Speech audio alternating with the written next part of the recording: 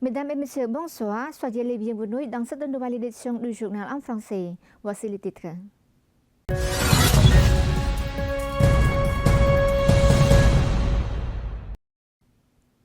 Le Pakistan promouvra le commerce et les investissements avec le Cambodge. Lors d'une visite de courtoisie à Samdech Akek Mohasena Padedecho Hun Sen, président du Sénat du Cambodge, le 20 janvier au palais du Sénat à Phnom Penh, son Excellence Cham Kamal Khan, ministre du Commerce du Pakistan, a réaffirmé l'engagement de son pays à promouvoir le commerce et les investissements avec le Cambodge. Pour sa part, Samdech Hun Sen a souhaité la bienvenue à la délégation pakistanaise et l'a informé de la situation actuelle du Cambodge. Le président du Sénat a également souligné les relations actuelles entre le Cambodge et le Pakistan qui constituent la base pour renforcer davantage les relations et la coopération entre les deux pays. Le Premier ministre cambodgien Samdech Mahabobor Theppaday Hun Manet a réaffirmé le 20 janvier que le secteur agricole restait une priorité du gouvernement royal. S'adressant à la cérémonie d'inauguration des réalisations du village de Bundani Sanchay de Matroyang, dans le district de Krowang, province de Posan, Samdech Mahabobor Theppaday Hun Manet, Premier ministre du Royaume du Cambodge, a dit que bien qu'il n'ait fait aucune déclaration publique, il avait suivi régulièrement la situation et avait donné des instructions successives aux ministères et institutions concernées pour trouver des moyens d'intervenir et d'aider les agriculteurs. Samdech Theppaday Hun Manet a ajouté que tant que la population aura besoin de nourriture, l'agriculture et la sécurité alimentaire resteront une priorité absolue du gouvernement royal du Cambodge. Samdech Theppaday Premier ministre a affirmé que cette question n'était pas seulement une préoccupation pour le Cambodge, mais aussi pour le monde. Selon le ministère de l'Agriculture, des Forêts et de la Pêche, le secteur agricole contribue à environ 22% du produit intérieur brut (PIB) du Cambodge, dont 57,1% pour la production végétale, 24,8% pour la pêche, 11,2% pour la production animale et 7% pour la sylviculture.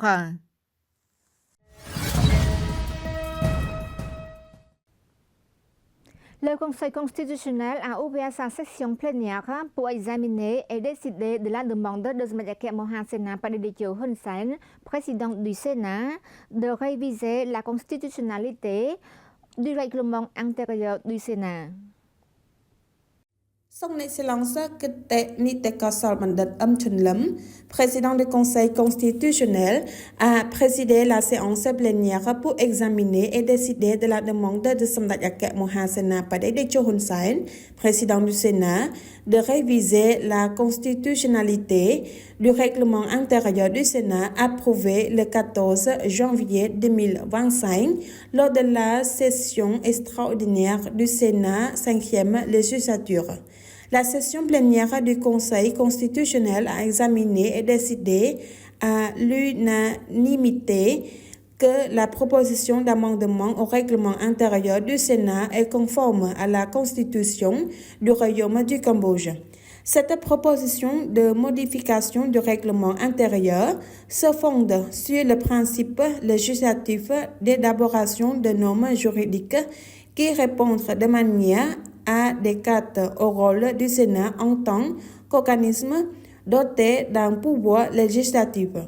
L'amendement proposé au règlement intérieur comprend 17 chapitres divisés en 89 articles détaillant les procédures de session et autres activités du Sénat, ainsi que la structure et les mécanismes du Sénat et certaines règles internes.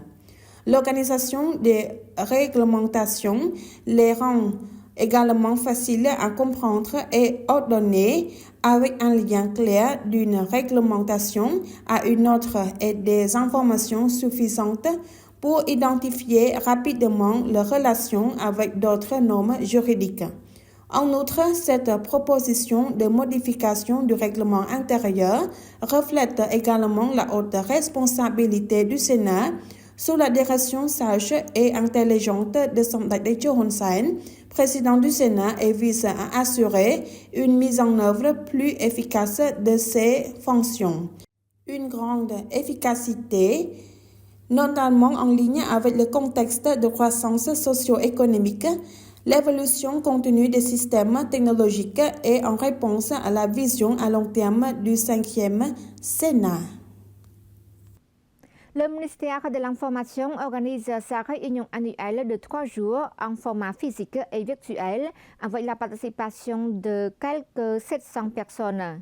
Lors de l'ouverture de la réunion tenue hier matin, son Excellence Ned Petra, ministre de l'Information, a souligné que le ministère de l'Information se détermine à assurer la sécurité de l'information. Le ministère de l'Information se détermine à assurer la sécurité de l'information car les nouvelles technologies, en particulier l'intelligence artificielle IA, se développent rapidement mais posent en même temps de nombreux défis. Dans son discours d'ouverture, son Excellence Ned Petra, ministre de l'Information, a déclaré que le clonage vocal ainsi que d'autres outils de fausses nouvelles nous obligent à redoubler d'efforts pour relever ces défis. Son Excellence Ned Petra a encouragé tous les professionnels des médias, les responsables du ministère de l'Information et les porte-paroles des différents ministères et institutions, ainsi que des administrations provinciales et municipales à travailler ensemble de manière proactive pour lutter contre les fausses nouvelles. En 2024, le Cambodge comptait plus de 1600 médias traditionnels et nouveaux et réseaux sociaux ont connu un essor spectaculaire. Le ministre a dit rien que TikTok et Facebook, il existe plus de 25 millions de comptes au Cambodge et chacun d'entre eux peut servir de médias. Par conséquent, le ministre a appelé à veiller à garantir l'accès à l'information avec qualité et professionnalisme.